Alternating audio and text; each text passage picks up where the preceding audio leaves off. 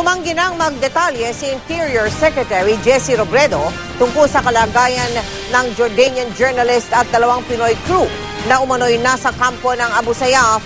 Alang-alang na rin daw iyon sa seguridad ng 3. Nakatutok si Michael Fahati. Tikom ang bibig ni DILG Secretary Jessie Robredo kaugnay sa kalagayan ng Jordanian TV reporter na si Baker Atyani at 2 Pinoy na crew nito, kung sila ba ay nagsasagawa lamang ng interview o tuluyan ng binihag ng mga Abu Sayyaf. Sir, kasi parang conflicting po talaga yun. Shut up ako doon. Bakit, sir?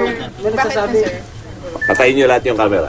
Hindi, sir, yung ano po pwede sabihin? Patayin nyo lang yung camera. Diyan na answer. Hirit pa ng mga mamahayag kung may natanggap na ba silang ransom demand mula sa grupo na kasama nila Atyani. Ransom?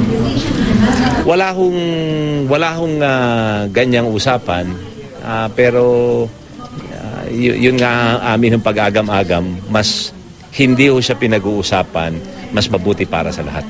Ayon kay Robredo, mas mahalaga sa ngayon ang seguridad ng 3 na hindi mo na ilantad sa publiko ang mga detalye ng kanilang tunay na kalagayan. Interest of their safety, it's best that we leave the issue alone at this time. Alala naman ang ilang kaanak at kababayan ni Ramilito Vela, ang cameraman ni Atyani na Pilipino na taga Camarines Sur. Hiling nila ang kaligtasan ng grupo. Rin po ay nananawagan sa ating pamahalaan dahil po kung sila man ay humihingi ng ransom ay wala po kaming kakayahan at talaga po ang mga batang ito ay kaya nandoon na nagtatrabaho lamang. Kung may mananagot man daw sa insidenteng ito, ipapagpaliban muna nila ang usapin hanggat nasa kamay na ng mga otoridad at ligtas ang grupo. Pero may hirit na patama ang kalihim. Saka na lang ho pag-usapan kung ano yung pinag-umpisahan at kung ano yung gagawin. Kasi dagdagan ko lang ho yung impormasyon. Ang katunayan, yung pumunta ho rito, turista, walang work permit.